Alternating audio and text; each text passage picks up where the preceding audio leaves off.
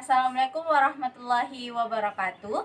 Perkenalkan, nama saya Sri Mulyani Indrawati M. Cakmar dari Pendidikan Fisika A, Fakultas Matematika dan Ilmu Pengetahuan Alam Universitas Negeri Makassar.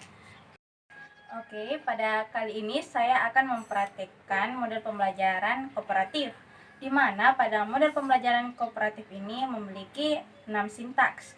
Sintaks yang pertama yaitu memotivasi, kedua menyajikan informasi, ketiga mengorganisasikan, keempat membimbing kelompok, kelima evaluasi, dan keenam memberi penghargaan. A few minutes later. Assalamualaikum warahmatullahi wabarakatuh, dan selamat pagi anak-anak. Apa kabar hari ini? Alhamdulillah. Sebelum kita memulai pembelajaran kita hari ini, marilah kita sama-sama untuk memanjatkan doa. Doa dimulai. Doa selesai. Oke, sebelum kita memasuki pembelajaran, Ibu akan mengabsen kalian satu-satu. Dengarkan namanya ya. A few minutes later. Baiklah anak-anakku sekalian, pada hari ini kita akan mempelajari tentang tekanan hidrostatis. Sebelum Ibu membahas lebih lanjut mengenai tekanan hidrostatis, Ibu akan memperlihatkan kalian sebuah demonstrasi.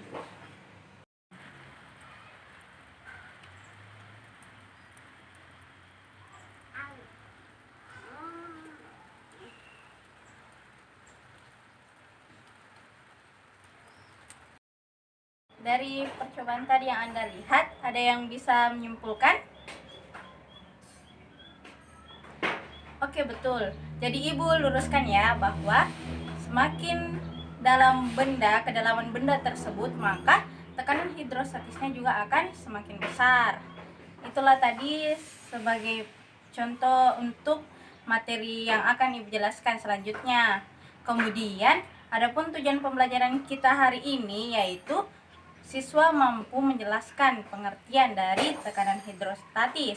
Kedua, siswa mampu menghitung besarnya tekanan hidrostatis. Dan ketiga, siswa mampu membedakan massa jenis dan massa jenis zat cair. Oke, baiklah anak-anak. Ibu akan menjelaskan sedikit tentang apa sih itu tekanan hidrostatik. Tekanan hidrostatik adalah tekanan yang diakibatkan oleh gaya yang ada pada zat cair terhadap suatu luas bidang tekan pada kedalaman tertentu. Nah, dari pengertian yang Ibu katakan, apakah kedalaman akan berpengaruh terhadap tekanan yang dihasilkan? Oh ya, betul sekali. Kemudian, yang manakah lebih besar? Massa jenis benda atau massa jenis zat cair ketika benda masuk ke dalam air? Oke, betul sekali. Baiklah, itulah penjelasan Ibu tadi tentang tekanan hidrostatis. Ibu akan memberikan kalian tugas dengan mengerjakan LKS. Untuk mengerjakan LKS ini adapun prosedurnya yaitu kalian harus pertama merumuskan hipotesis, kedua mengidentifikasi variabel, ketiga mendefinisikan operasional variabel, keempat melaksanakan percobaan, dan kelima kalian membuat kesimpulan. Dari pernyataan yang Ibu katakan, apakah kalian sudah mengerti? Sebelum kita mengerjakan LKS tersebut, Ibu akan membagi kelompok, di mana tiap kelompok tersebut terdiri dari 4 sampai 5 orang. Baiklah, Ibu akan membagi kelompoknya ya. A few minutes later. Baiklah, untuk masing-masing ketua kelompok, silahkan mengambil LKS dan alat praktikumnya.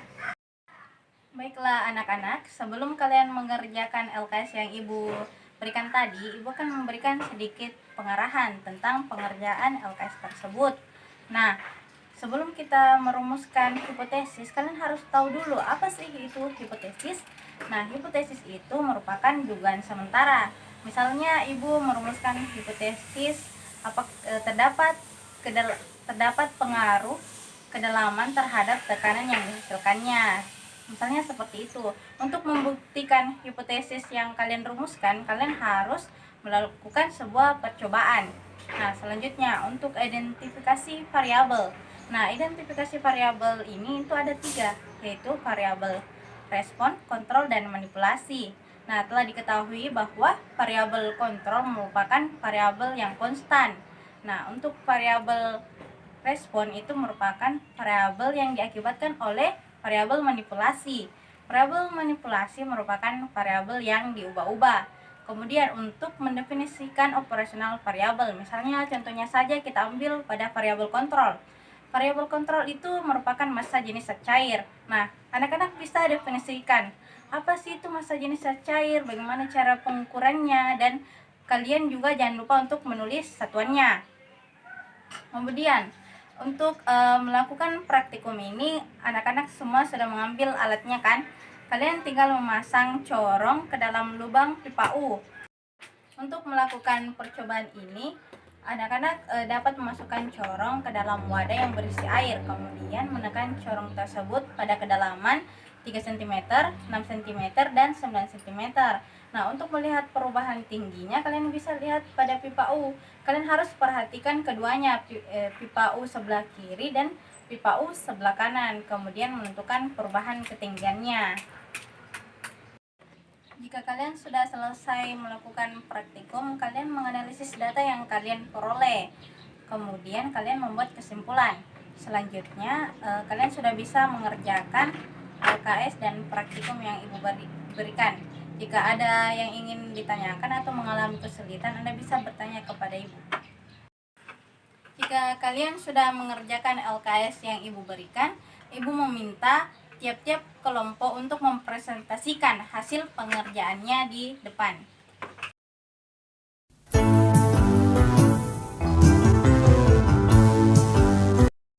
Dari hasil presentasi yang kalian paparkan itu semuanya sudah bagus. Ibu tambahkan sedikit bahwa terdapat pengaruh kedalaman terhadap hasil tekanan. Jika semakin besar kedalamannya, maka semakin besar pula tekanan yang dirasakan. Seperti praktikum yang Anda lakukan tadi, bahwa semakin dalam corongnya maka akan semakin besar tekanan yang akan kalian rasakan. Itulah tadi tambahan dari Ibu untuk materi kita hari ini. Sebelum mengakhiri pembelajaran kita hari ini, Ibu akan memberikan kalian kuis, di mana kuis tersebut merupakan materi tentang tekanan hidrostatis.